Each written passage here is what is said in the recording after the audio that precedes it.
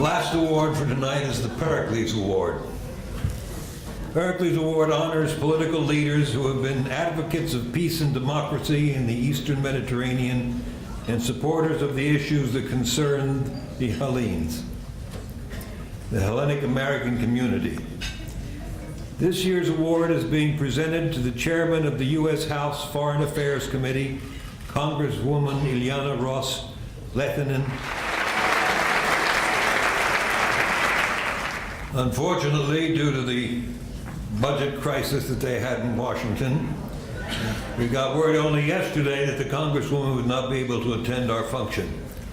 She has to stay in Washington and make sure the checks keep rolling, or until he learns how to stop spending our money.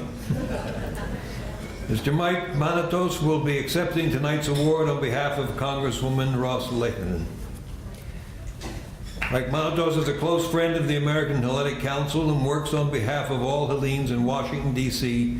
to advocate causes that concern us, to Congress, and to the administration. Mike is a respected advocate on both sides of the aisle. He is our man behind the curtain, making sure that our issues are at the forefront of our elected leaders. Ladies and gentlemen, Mike Manatos.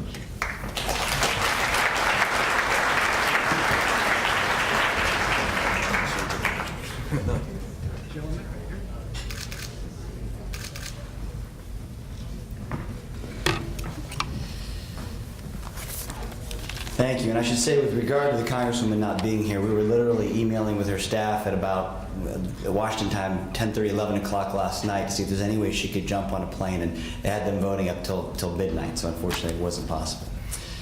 I'd first like to congratulate the American Hellenic Council on all the good work that they do for the promotion of Hellenism and Orthodoxy with U.S. policymakers throughout the year.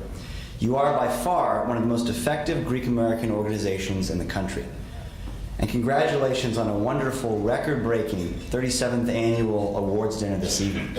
I've admired it from the other coast for many years, and I'm honored to be part of this year's.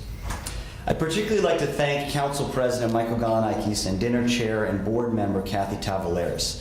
As someone who's been working with the national Greek-American community on a daily basis for over 20 years, I am thrilled to see two young, extremely talented Greek-Americans of their generation so generously contributing their time and talent to the promotion of Hellenism and Orthodoxy.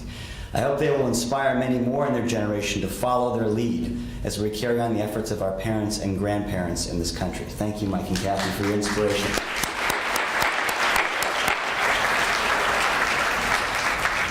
So I'm honored to be here this evening to talk about and in fact introduce the recipient of the Pericles Award and the chairman of the House Foreign Affairs Committee, our longtime friend, Congresswoman Ileana Ros-Lehtinen. Over her 22 years in the U.S. Congress, she's been one of the leading supporters of Hellenic and Orthodox issues. Her grade on our report card of support for legislation for our issues, an A+. And she's a rare breed. For of the 100 members of Congress with the highest grades, only 14 are Republicans. This is generally the case because most Democrats tend to see our issues through a human rights prism, while most Republicans see them through a strategic interest prism, which favors not pressuring Turkey. So to have a Republican on the House Foreign Affairs Committee with an A+ grade, that is gold. Well, this year, our longtime supporter of 22 years became the chairman of the House Foreign Affairs Committee. This was huge. Of the 435 members of Congress, the 50 that sit on the Foreign Affairs Committee control 90% of the foreign affairs policy of the United States Congress. And within that committee, the power of the chairman is extraordinary. She became, in effect, the #1 most powerful member of Congress of all 435 with regard to U.S. foreign policy. Now, my family's been dealing with the formulation of U.S. policy in Washington for over 75 years. My papu and namesake, Mike Manatos, was the first Greek-American to work in the White House for Presidents Kennedy and Johnson. Both my papu and father, Andy Manatos, worked on Capitol Hill for many years. In fact, my father was the staffer for then Senator Thomas Eagleton, who wrote and led the effort to pass the U.S. arms embargo on Turkey after the Cyprus invasion. And I've been working with the U.S. Congress on a daily basis for over 21 years. So we've worked closely with hundreds of senators and members of Congress on the promotion of Hellenism and Orthodoxy. And what we've seen is that many times, even our best friends, when they become chairman of a foreign policy committee, their efforts on our issues become much more tempered. No matter how strongly they believe in our issues, as chairman, they want to be perceived as an independent, even-handed chief policymaker. So we all wondered what would become of Ileana. Her first test as chairman came when she was asked to meet with her counterpart in Greece, the chairman of the Greek Parliament's Foreign Affairs Committee. When we asked her, Ileana, would you meet with him? She said no. She said, I will not meet with him by myself. I will make sure to include in our meeting the three other most powerful members of Congress on foreign policy, the chairman of the Europe Subcommittee, Congressman Dan Burton, and the two top Democrats on the full committee and subcommittee, Congressman Howard Berman and Gregory Meeks. Her second test, Turkey's foreign minister met with the members of the House Foreign Affairs Committee at a time when Turkey was being most aggressive against Israel. And because of time limitations, the meeting only went for about an hour and a half, and there were about 30 members of Congress there, each who wanted to ask their questions. Each member could ask, in effect, only 2 questions. So of all the foreign policy issue concerns of the United States, would Ileana, in this important setting, choose to push Turkey's foreign minister on one of ours? But while many of our other advocates on the committee did not include our issues as one of their 2 questions, Ileana did. She pushed him on the religious freedom of the ecumenical patriarchy. But she wasn't done when the meeting ended. She called the very next week the ambassador of Turkey to the United States and told them that if she had had more time in the meeting with Turkey's foreign minister, she would have pushed Turkey to end its occupation and division of Cyprus. And to please pass that on to the foreign minister. And yet another test took place just a few weeks ago. Would she put her name as the #1 member of Congress for U.S. foreign policy on a letter to President Obama being signed by other members that calls for the religious freedom of the ecumenical patriarchy? Many chairmen over the years have told us no, that it's their policy as chairman to not add their name to such letters. Guess what Ileana told us? No. I will not just add my name to this letter.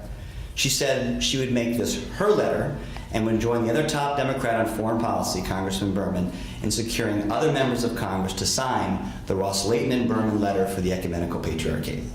And in great part because of their respect for her as a member of Congress and for her position, in just 1 week, 35 members of Congress have signed this letter, which is an extraordinary number. Ileana is so fantastic on our issues, some have asked me, is she a Greek Cuban? Well, as a Cretan, like our Master of Ceremonies, John Anastasakis and Honoree Van Vlahikis, I like to say that, yes, she is. It used to be Ros-Lehtinen back in Cuba. And as you've seen, Ileana certainly acts like a Greek, but something she said recently made me realize that she also thinks like a Greek. When her mother passed away in January of this year, Chairman Ros-Lehtinen said in a very short statement released by her office, quote, "My greatest aspiration has not been to be a member of Congress or the chairman of an important committee, but to be the type of loving mother to my children that she was to me," end quote. So it is with great appreciation, respect, and love that we present this evening's Pericles Award to our longtime friend and Phil Helene, the chairman of the House Foreign Affairs Committee, Congresswoman Ileana Ros-Lehtinen.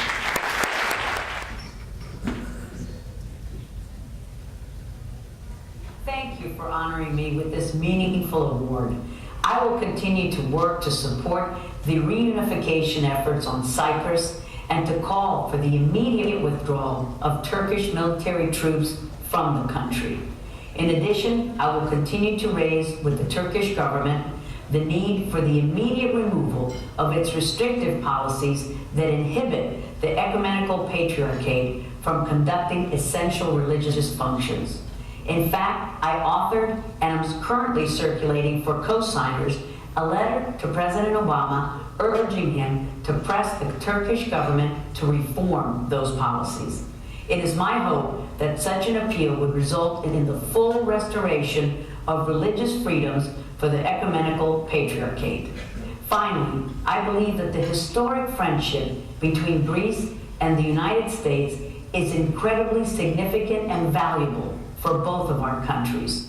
For that reason, I introduced a bill to highlight the history of mutually beneficial cooperation between the people and governments of the United States and Greece. It also declares U.S. policy shall be to pursue measures that strengthen the cultural, diplomatic, and economic relations between our two nations. Thank you once again for presenting me with this great honor. Congratulations to Linda, Van, Georgios, and Ileana. Thank you for honoring me with this meaningful award. I will Axios. Thank you all for being here tonight. It's always a delight to spend time with fellow Hellenes. It was my pleasure to serve as your Master of Ceremonies, but as my duties end, the night doesn't.